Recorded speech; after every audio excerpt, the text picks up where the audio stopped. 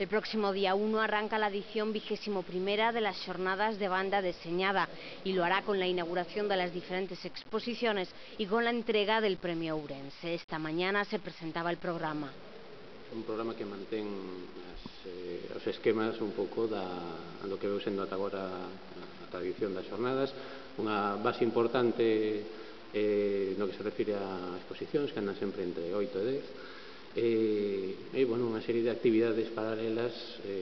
que buscan relacionar o que é a novena arte con outro tipo de manifestacións artísticas que poden ir desde o cinema, como é o caso nesta ocasión, ata a música en outras ocasións e demais.